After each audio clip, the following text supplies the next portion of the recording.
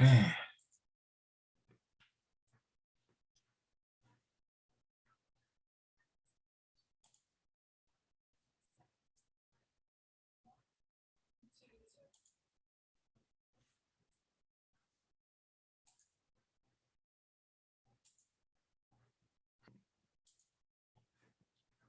There we go.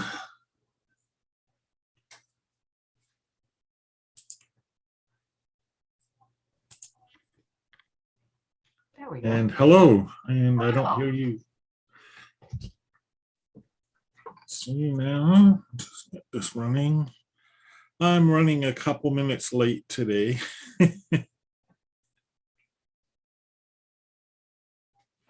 There we go. So once again, we have one person in the live discussion, but it's a different person each time. We're taking turns. Yeah, you're taking turns. It's almost like it's organized. It is. So we might have more people join us. Who knows? I only just put out the tweet. I mean, I mentioned it earlier, and of course it's in the course description and all, and you found it. But a lot of times people wait and don't join until they see something at the last minute that suggests that they could join.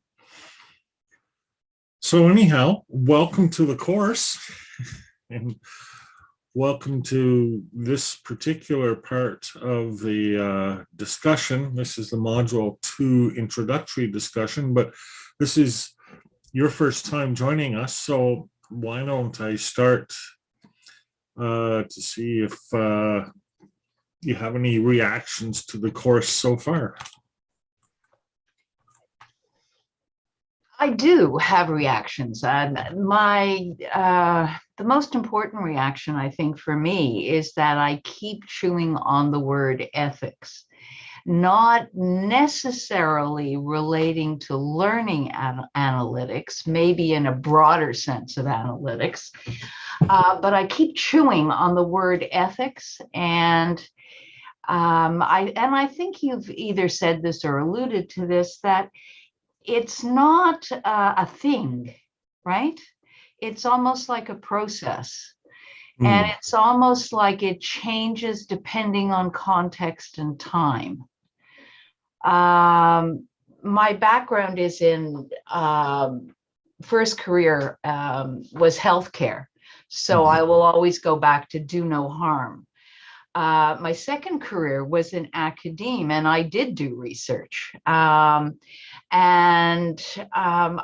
found that ethics always changed depending on the type of research that I did. If I were doing research with community groups or especially marginalized groups, I really felt that research ethics was a negotiation, that it was a conversation that you had at the beginning, but it kept going all the way through. And what was an interesting part of it was to look at the data that you collected and who it belonged to, which really left an impression on me in terms of ethics.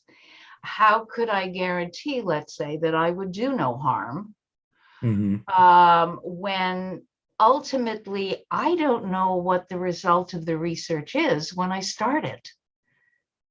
So how can I guarantee that, right? I can't.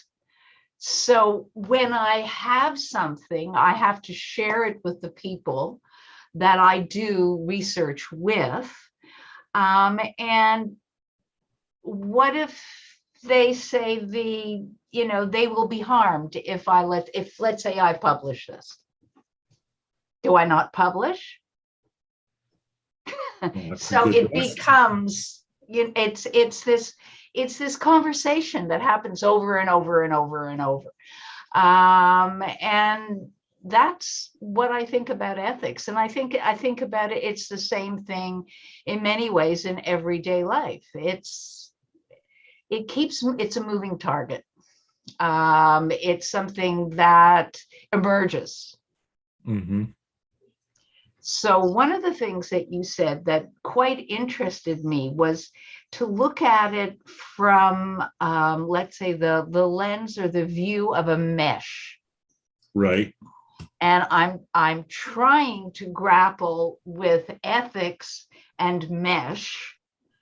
And those and what I've just said are my beginning thoughts on it. And then trying to look at it in terms of learning analytics. Mm-hmm. So that's Learning where I am. analytics. I mean, that learning analytics and digital analytics in general add a whole new dimension to this. Certainly in terms of the scale, for example.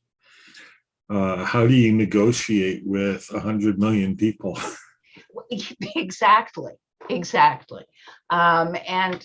I did research, some time ago, I did observations on Usenet. I'm sure you remember Usenet. Oh yeah. And how do you get permission? How do you, et cetera, in terms of a public, open, online discussion forum? How do you get it? Twitter, good example. Yes. Yeah. So, so anyway, that's where I'm at. And I look forward to, discussion, blogs, et cetera, because I think it'll probably get me closer to this amorphous mesh that I'm trying to put together. Yeah, it's interesting, and I'm glad I have the live transcription running so that I can capture and steal your thoughts because I have no shame. Yeah, it's okay. But a lot of what you said about the process and the conversation actually anticipates where this course is going to by the time we get to Unit 8. So I find that quite interesting. But the, to me, huge question that the digital analytics brings up is, as Carl Sagan once said, who speaks for us? Yeah. And, I in a number of ethical codes, and preparing for this, I read dozens and dozens and dozens of them. We have a whole section on them later, a whole module on them. A number of them say, well, there's no practical way to get permission from people, so we just assume we have it. Which struck me as pretty convenient and maybe a little bit self-serving. And it's interesting, you also raised the question of ownership of data.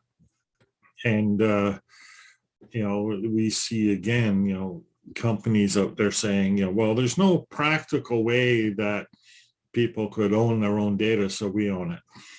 And again, that's pretty convenient. Or at the very least, companies are saying, we have a perpetual, no limit, non-exclusive, or in some cases exclusive right to use this data. It's yours, but we can do anything we want with it, which ultimately ends up including transfer ownership of it. Mm-hmm. Yeah. And that happens a lot. So yeah. And I guess the presumption is that's unethical, but on what basis? Because we've never had this question come up before in society. Just hasn't come up. It's new, and that's what's really interesting to me. So one of the things I wanted to do at the beginning of Module 2, which is now, was to see if you're using artificial intelligence in your daily life now in any way. So I wonder about that. Can you think of any uses that you're currently making? Of artificial intelligence. I-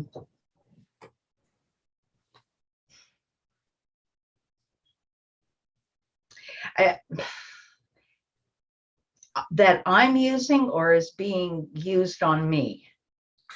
I'm thinking more specifically of you using them. I mean, Using it. you can imagine the other case pretty easily, but Yeah.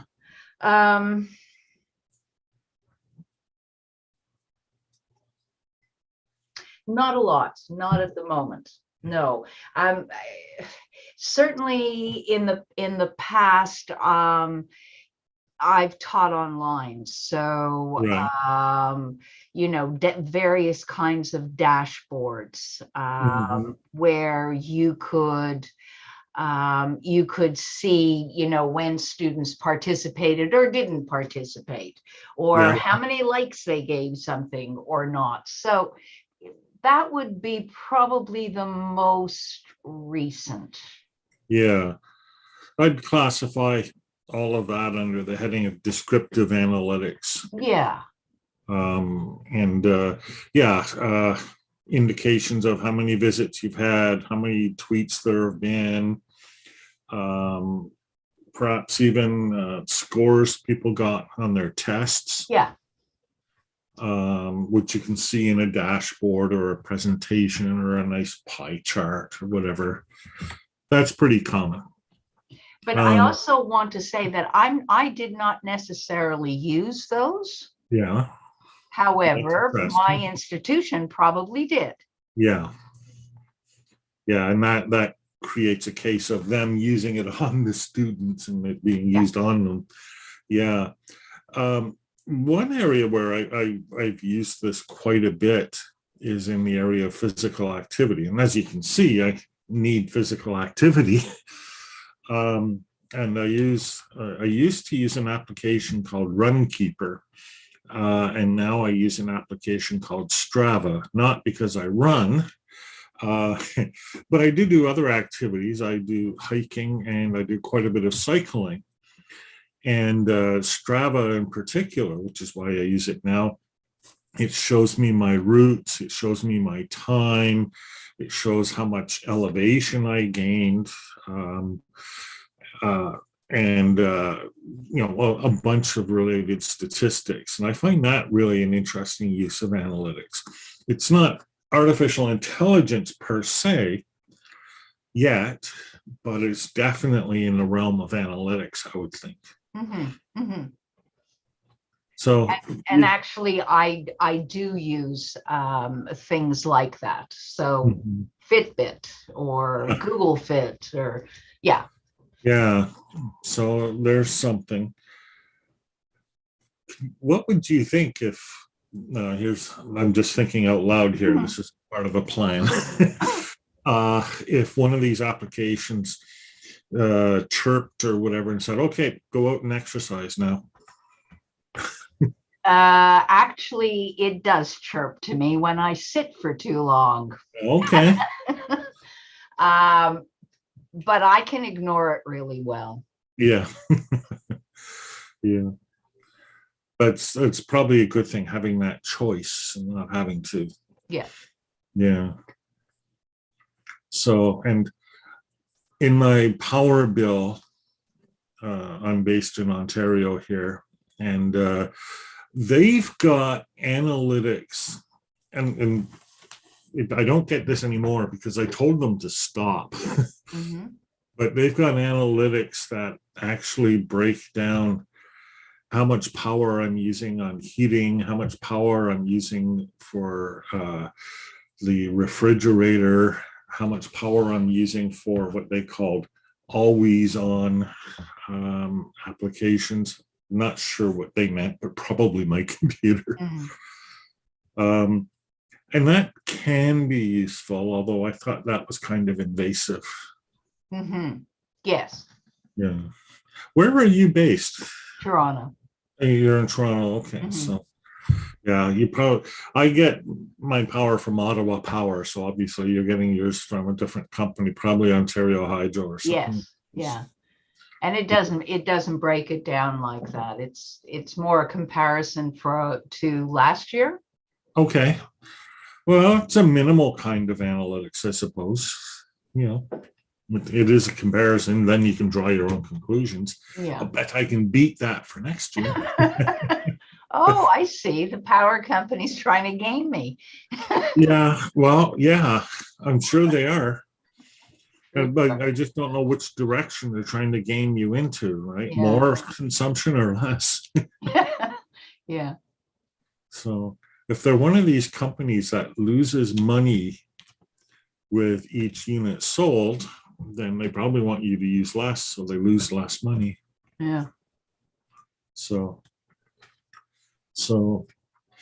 we're using analytics right here, actually, in this session, because I have the live transcription turned on, which means that there's analytics interpreting my voice and turning that into text, which I still think of as a miracle. Yeah. And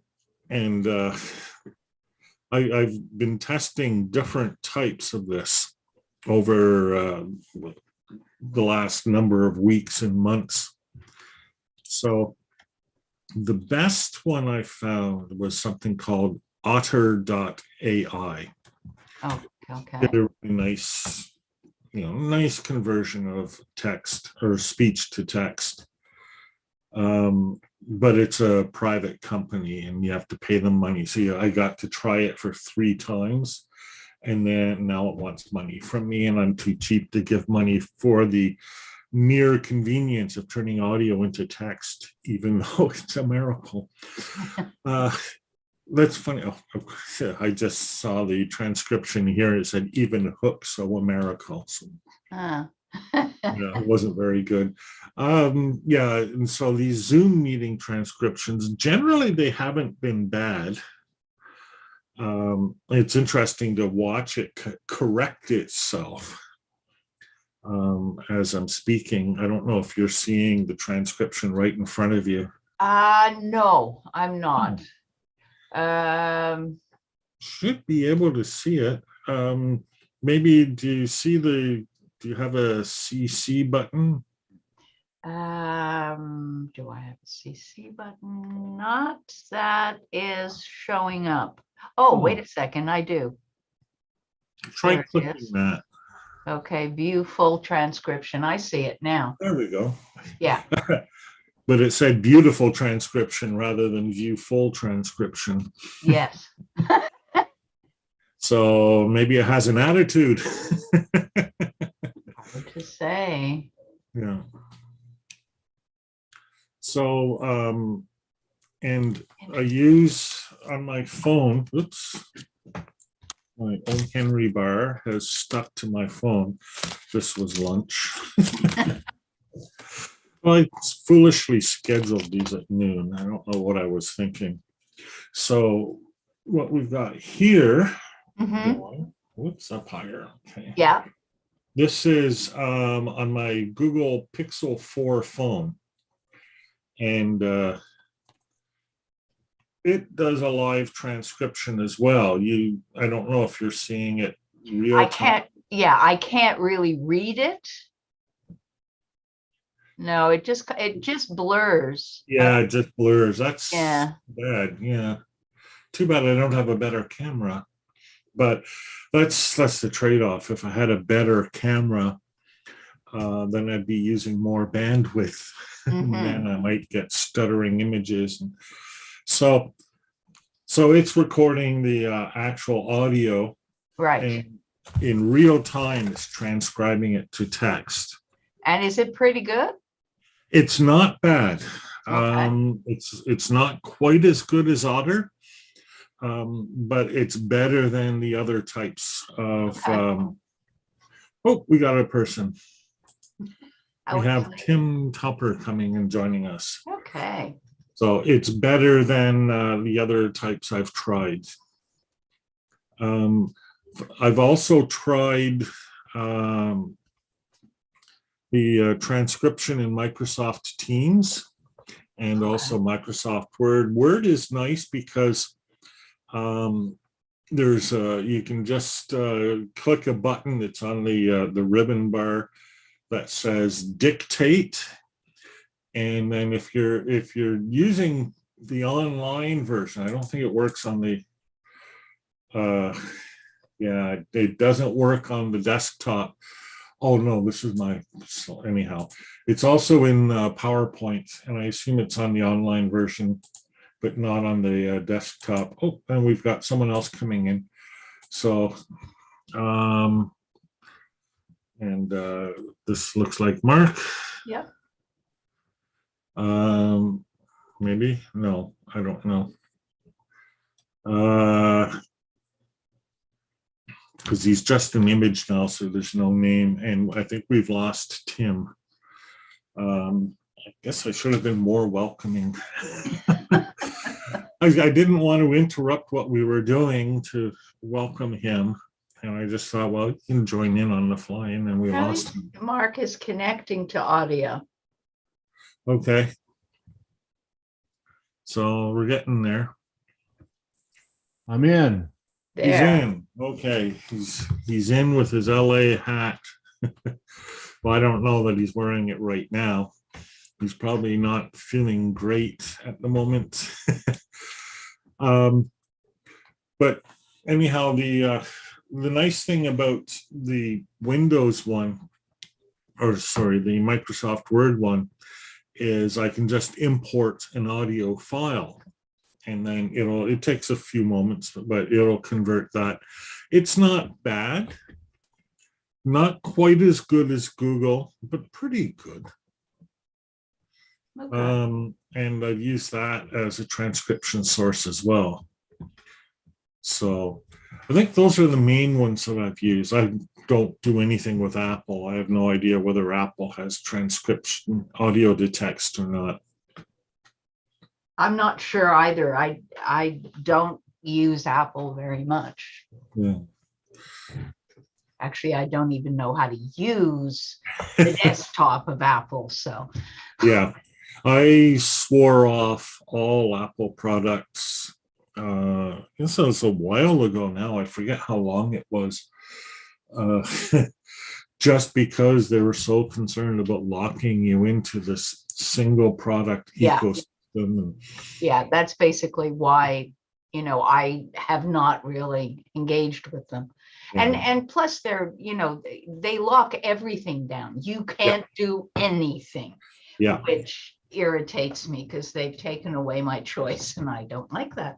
Exactly. We come back to choice again.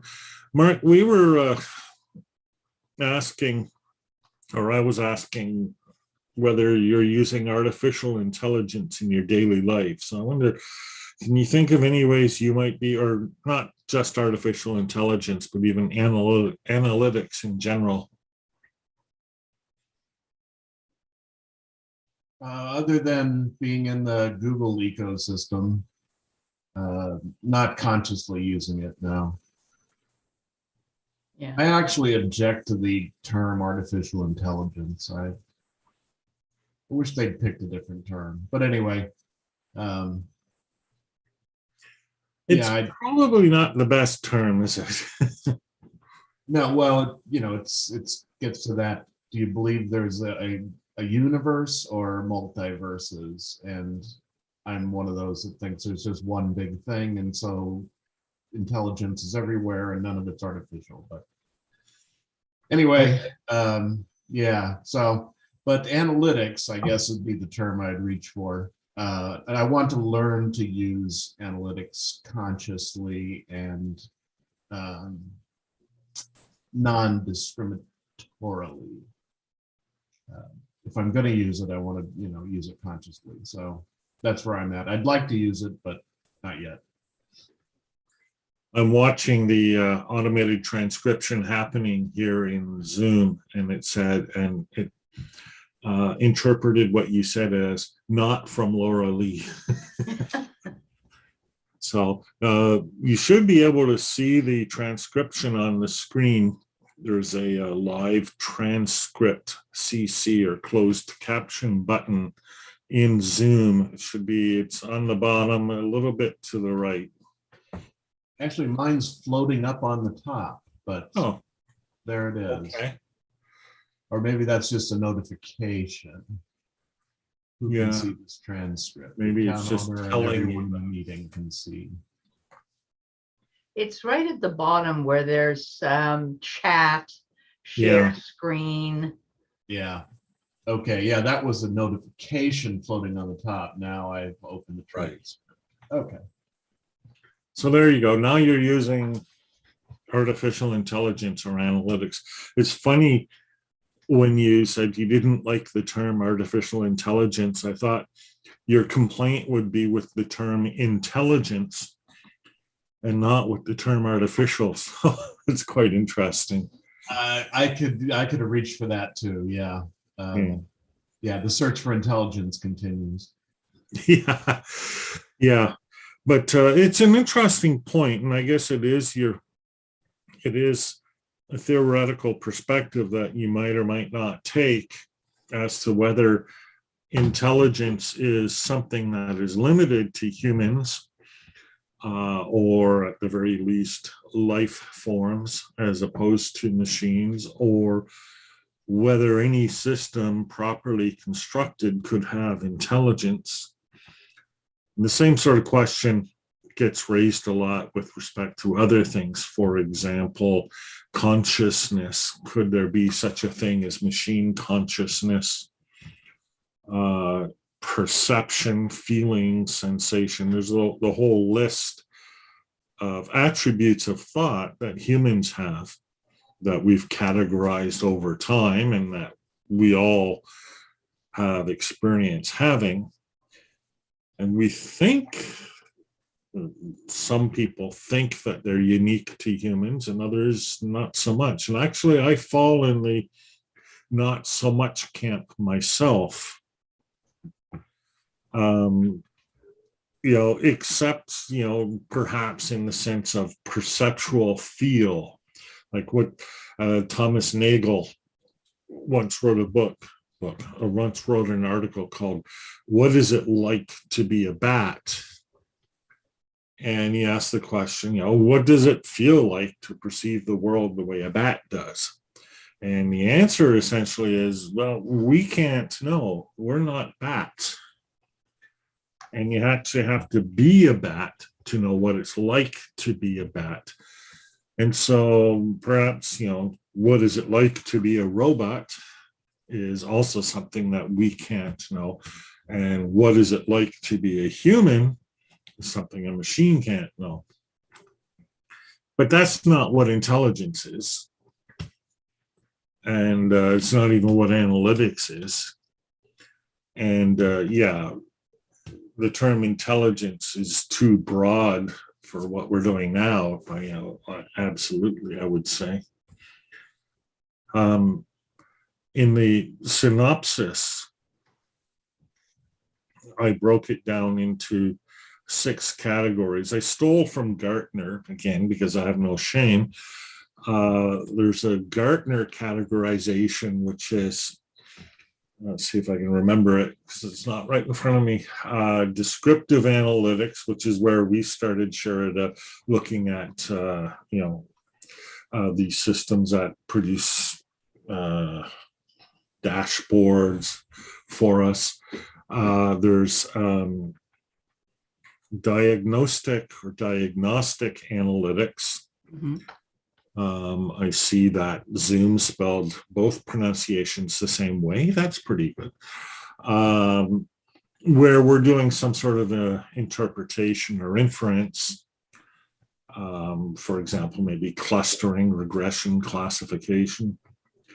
Then there's predictive analytics, which is, as the name suggests, right, predicting what's going to happen. And then prescriptive analytics, which Gartner says is something like, how can we make something happen? And that makes sense, but I didn't think it was sufficient coverage, because I went through and I'm one of these completionists, so I just tried to read everything. And you can't read everything, but that doesn't stop me from trying. And I ended up with two more categories. One, which I called generative analytics, which is the use of AI systems and especially neural nets to create new content. You may have seen, this is not a person, and it's images of people that are artificially generated. Or there's an application, GPT-3, which finishes poems for you, writes songs. Somewhere out there's a 24/7 all automated death metal generator, which actually isn't bad, but you get tired of it after a little while.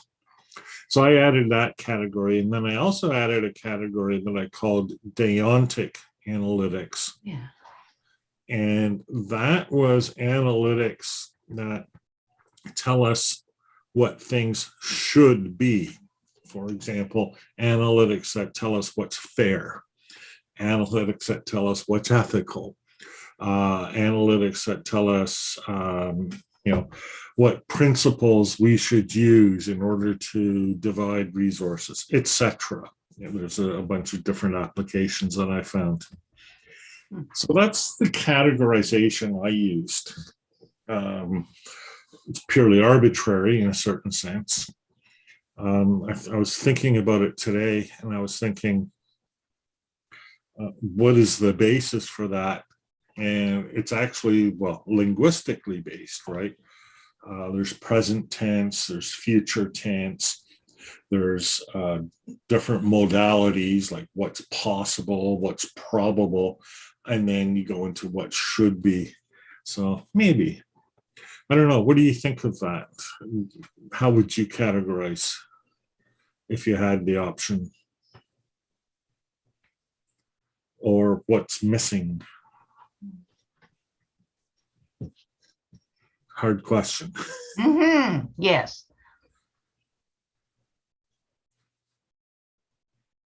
Well, this is certainly not the field I'm that familiar with. Seems to cover from the past to the future, as you pointed out. So I guess by defining these categories of analytics, what it points to, for me, what it then points to is what's the human experience in relation to these. So given that these are different ways of looking, non-human, machine-based, or however you want to say it, silicon-based ways of looking at things, then to me it points back at me to say, okay, how do I operate differently? Because I'm always, I have a friend who's a well-known poet, regional poet here in Los Angeles. And I've watched him, off and on, basically his whole life, struggle to string words together. And then now we have these machines that string words together. And so I'm okay. So, and not being a linguist or a professional poet, I could see where they look very similar. The results look very similar.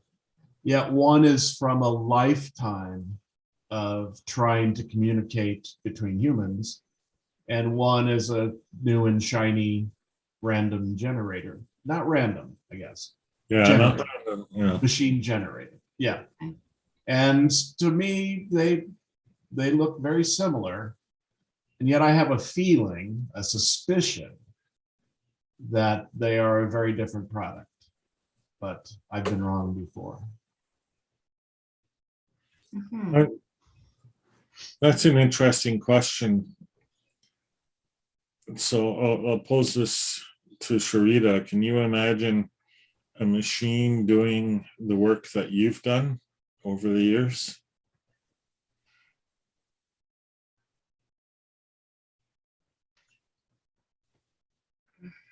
Some of the work that I've done, yes. Mm-hmm. Certainly, obviously work that's repetitive.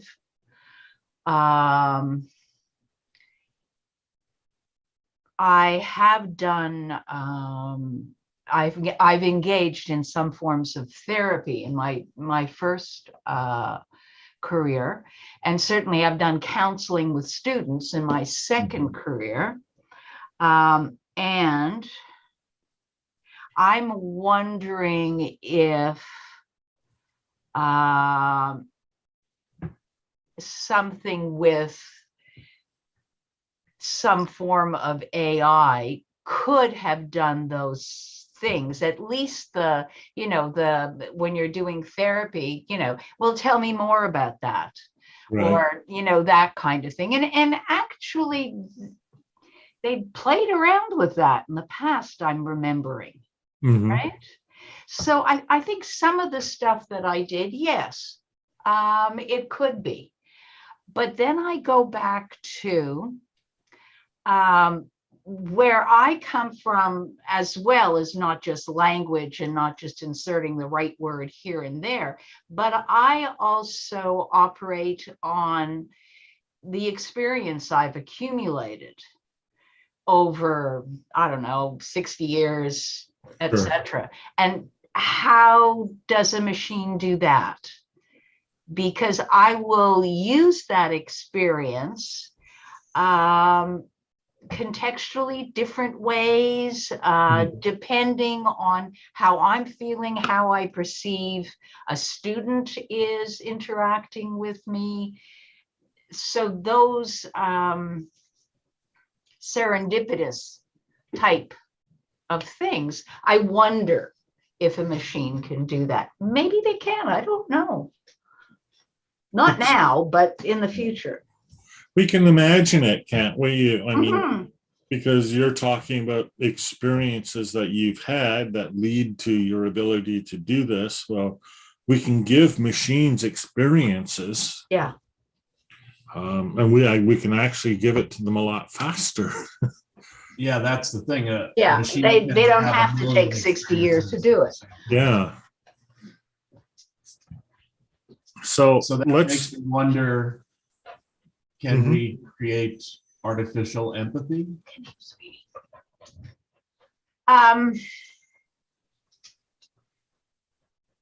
Does empathy depend on the person who's giving it or the person receiving it? Who interprets what you say as empathy? That's a good question. Yes. So, I may be saying something that I feel is quite, has a lot of empathy to somebody else, but the other person may say, God, she's full of it. So, although it'd be sort of weird to be in a counseling session with a machine, an artificial intelligence, and you say something, I miss my cat. And the machine says, yeah, I can relate. That wouldn't feel right, would it? No. Not to us. Yeah. Okay, not to us. But let's say you're a child, and a young child now, and you have your little pet gadget, and you say something to your pet gadget, and the gadget says it back to you, or says something to you. Yeah. And you might feel completely comfortable with that. Yeah. Now that may be unfortunate, but I think it happens with some kids. Like, they have their companion that's I don't know. It brings to mind the cartoon strip Calvin and Hobbes. Yes. And Calvin, of course, is completely comfortable conversing with his stuffed tiger. Yes. I think And- I was probably completely comfortable communicating with my teddy bear when I was a kid. I Yeah. thought, but that, again, that's a certain type of thinking Yeah, that's developmental. yeah. So do machines that do these kind of things, do we put them through developmental phases so they respond appropriately within context? I don't know. Are you familiar with the book by William Gibson, I Adore You, No. where the cybernaut, whatever term you want to call it, fully machine integrated human, falls in love with an artificial intelligence and marries the artificial intelligence? Right. No, I haven't read that book. And it's, it's 20 years old, I guess. Maybe older.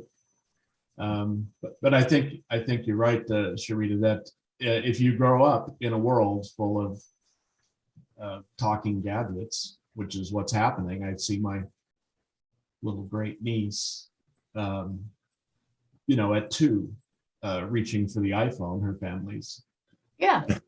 captured in Santa Clara, California, completely surrounded by this stuff.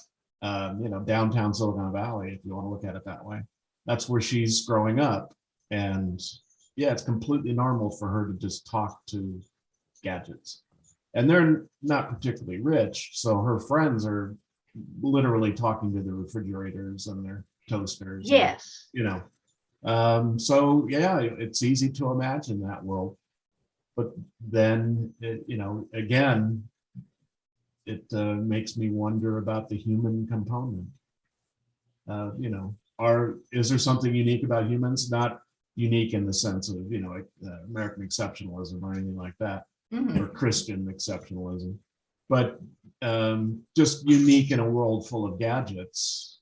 Really? How do we differentiate? Yeah, Jaron Lanier wrote, "I am not a gadget," or "You are not a gadget." And I think the overwhelming question we have to ask here is, how does he know? Yeah. Excuse me, my dog has decided to dig something. That's, yeah. Just for the record, pets are always welcome in these conferences, and as they should be, because maybe pets were our original gadget. Yes, exactly. So, and it's pretty easy to imagine an AI that's smarter than a cat, and especially a dog. I'm a cat person, so. Yes, and I'm a dog. Well, no, I'm both. So. Yes, I'm agnostic, but that brings up the robo dogs, which are being promoted as these friendly little pets. Yeah. At the same time, they're being sold at weapon bazaars as fully armable. Yes. Yeah. I saw that just within the past month. Really? That they're selling them at the arms, the International Arms Bazaar as a robot that can be armed. And then the question is, can they fire independently of human control? And we're there. This isn't speculation. We're there. They can be trained to target and fire without human intervention. That's a world I don't want to live in.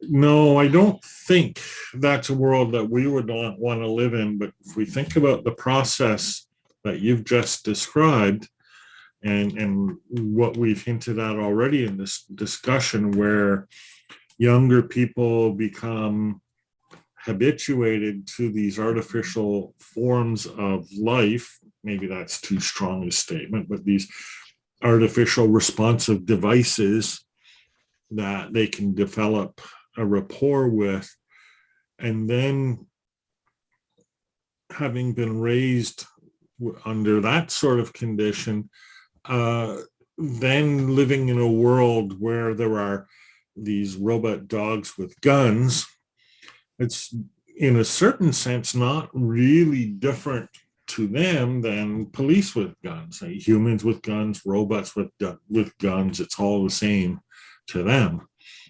And in a certain sense, they're not wrong.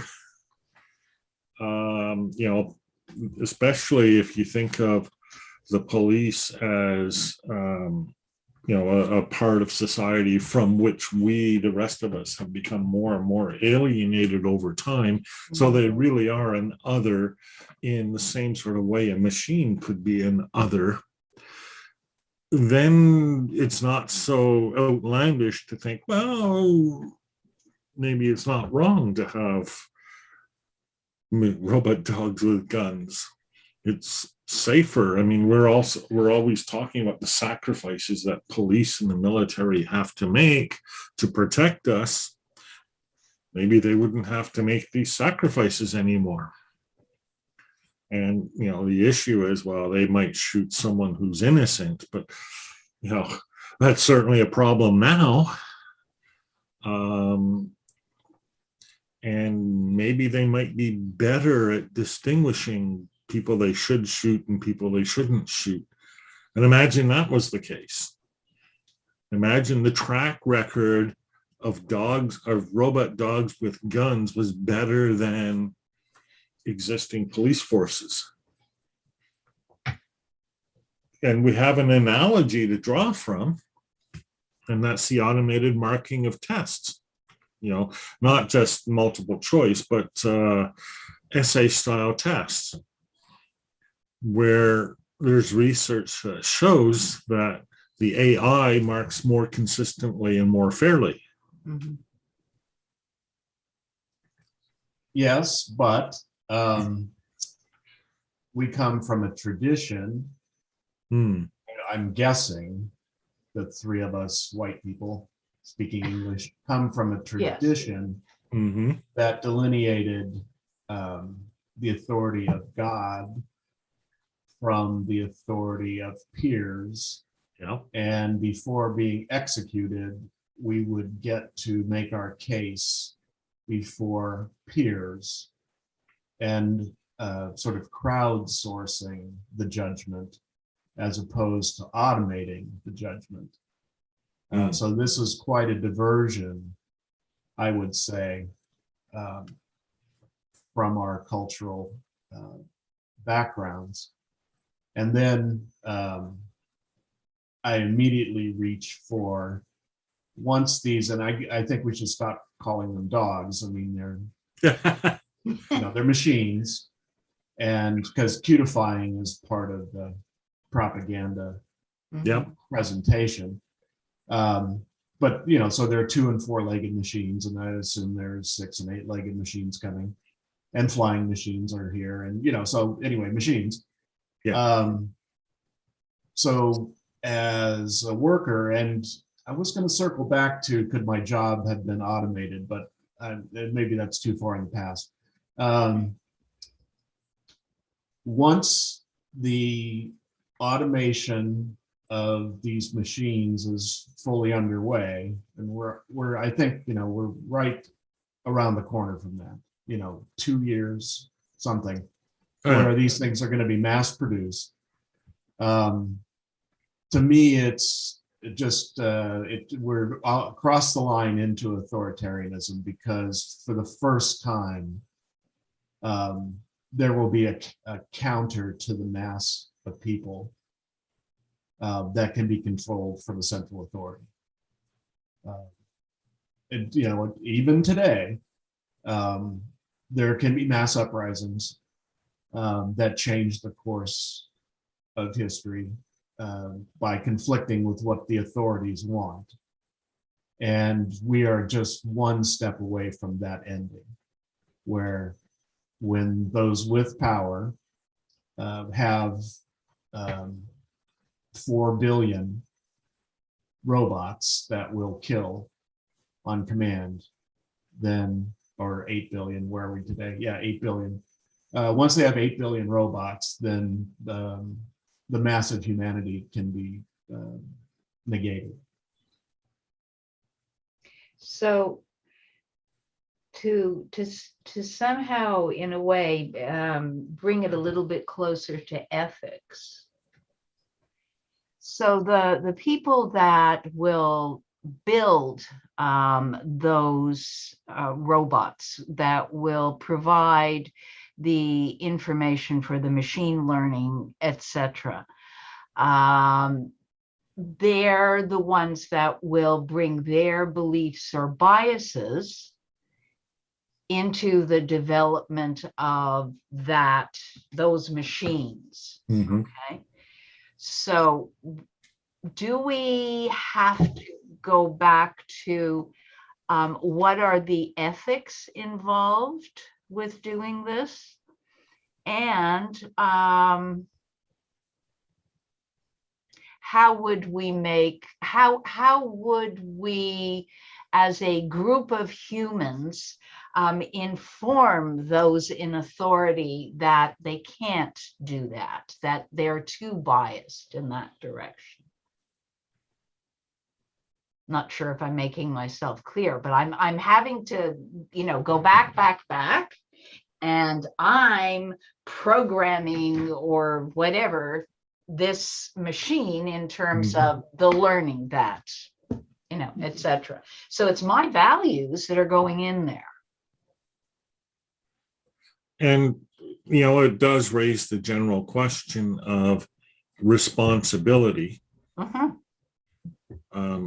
One of the things that I noticed when I was looking at a lot of these applications of artificial intelligence, I was looking for the benefits or the value produced, because I thought, that's also a way of thinking about categorizing them.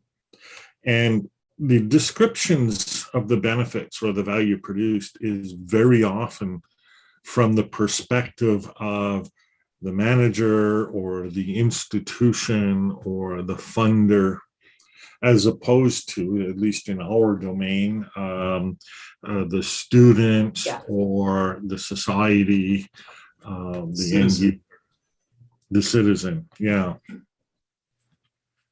And it's too bad Matthias Melcher isn't here. One of the things that I've said over the years is that we need to relocate the locus of the benefit from the institutional authority to the individual user. And he raises the question, well, how could you do that? How could you make that possible? But Sharita, you hint at that when you talk about, the people who design them, the people who give them the data and all of that. So maybe there's a route there to finding ethical uses of these applications by looking at how we attribute the benefits of these applications. Thinking out loud here, something like that. Yeah. But then you would also need to look at short-term benefit versus long-term benefit. Many of the applications or platforms, I'm thinking Facebook, et cetera, that at first were welcomed as, a more democratic way of everybody communicating, et cetera. We now know that there is harm, and it's not that long a period of time. Yeah, it's funny. It was like 5, 6, maybe 7 years ago, people are saying, oh yeah, the role of Twitter in promoting something like the Arab Spring. And now today, the role of Twitter in promoting, radically dangerous. Yes. And there is that human tendency to weaponize. Yeah. One of my favorite examples, of course, is abstract art in the Cold War. So here are a group of people, artists, just reaching for new means of expression. I mean, no intention of cultural domination or, anything like that. And yet their art was culturally weaponized. Yeah. I don't know if you're familiar with that story, Sharia, that the CIA promoted abstract art No. during the Cold War. Yeah. So so I use that as an extreme example, but here, I mean, literally paint on canvas can be weaponized. Culturally, not literally weaponized, but culturally. Yeah. And the same thing, with these digital platforms. Zuboff's Surveillance Capitalism describes how they were weaponized. They were originally a way for college students to find each other across campuses, and then a decade later, or however long, are now weaponized to support the rise of white nationalism and other kind of authoritarian political parties. We're probably getting off the topic, but the brilliance of something like Facebook, Twitter, etc., is based on social network theory, which literally encourages these bubbles of people reinforcing their own ideas. Literally, that's what happens when you look at it in terms of social networks. But I mean, we were all happy with it 10 years ago or so. We didn't always see the bad points. Now we are. So how can we tell? How can you tell now something that you think is, represents your values and you think is ethically correct, etc.? How can you predict that 15 years from now, that won't be detrimental to what you think of as society? It's really hard. Yeah. Here I go with my, my ethics. Yeah. How do you do it? That is the course. Yeah. So, go ahead, Mark. Okay, I see we're running out of time. And so I've always been interested, if not fascinated, by traditional cultures that seem to hold in their culture this idea that progress, as you say in Canada, is easily weaponized. And so by holding on to the original culture and not letting it evolve and change, it avoids some of these problems of more and more modern weaponization. It makes them look primitive or backwards or whatever from our point of view, and yet they typically don't have the means to commit genocide. They may throw rocks at each other or beat each other up, whatever, on some very limited level, but they never get to that next level that we're at. And now we're ready to step into this automated genocide future that, I'm just glad I'm old, I'll just say. Okay, well, I think we'll call it at that. On that cheerful note. Pardon? On that cheerful note. Yes. On that cheerful note. Well, I mean, this is the issue, though. Yeah. So, and this is why I wanted to begin with looking at the applications of analytics and artificial intelligence, and to look at the benefits and see, what we're getting from all of this. We can easily imagine, and next week we will imagine in great detail all the ways it can turn dystopian, and that'll be fun. But seeing what we're trying to use this stuff for now, I think is probably a good place to start. And in any case, that's where we're starting. Okay. So we'll come back together on Friday at noon for another Zoom chat. So I hope you'll both be able to join me. Okay. And of course, one of the things I'm doing is producing videos, and I've got more videos coming. There'll be a task having to do with identifying uses or applications of analytics and AI. And hopefully, if I can get my software working a kind of classification task. So it's not all writing blog posts. So I want to increase the variety of tasks. And I think classification would be fun. And it's interesting because that's one of the things that machines do. And I wonder if humans would do it differently, but that's a separate question. Right. So I'll wrap it up here. Thanks a lot for joining me here. And I'm sure there were people watching on YouTube because we did stream live on YouTube, or they'll watch this recording in the future. And I know that they'll benefit from your contribution. Great. Oh, you froze for a second, Stephen. Now Yeah. you're muted. I'm not sure what happened there, but I think it was the world telling me time to end this puppy. So, all right. Thanks a lot. And Okay. see you. Bye. Bye. Bye for now.